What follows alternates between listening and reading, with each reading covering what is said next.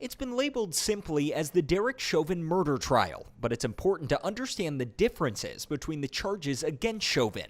So let's verify. What are Derek Chauvin's charges, and what does the state need to prove?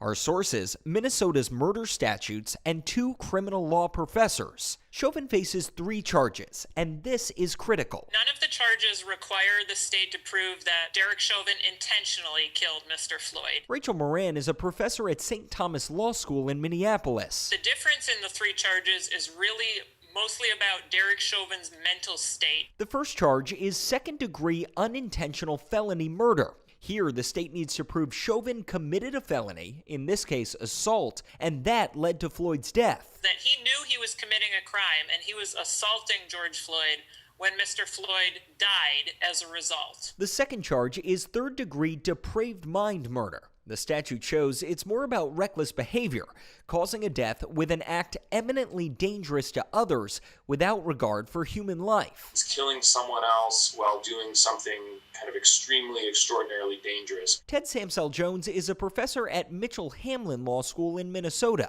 Common examples are things like playing Russian roulette or firing a gun into a crowd. The last charge is second-degree involuntary manslaughter. That's similar to third-degree murder, killing someone while doing something very risky, but the degree of risk is less. Why charge all 3? It gives the jury different options. The prosecution just wants to make sure it gets a conviction. If the jurors are initially divided, after a couple days of arguing it out, they sometimes get tired and just say, let's just pick the middle one. So if that happens here, the prosecution still gets a murder conviction. The maximum sentence for second-degree murder is 40 years in prison. For third-degree murder, it's 25 years, and for manslaughter, 10 years.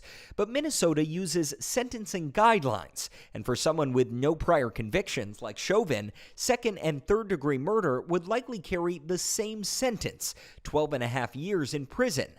And for manslaughter, 4 years. Bear in mind, if he's convicted on more than one charge, he only serves a sentence for the most severe. The prosecution has indicated that we'll seek an upward departure from those guidelines, so Judge Cahill, if Derek Chauvin is convicted, could ultimately go above those guidelines. How likely is it that a judge would grant that? If Mr. Chauvin is convicted, I would suspect the judge will impose a sentence somewhere near the guideline range. Remember, the burden is on the state to prove each charge beyond a reasonable doubt. With your Verify, I'm Gabe Cohen.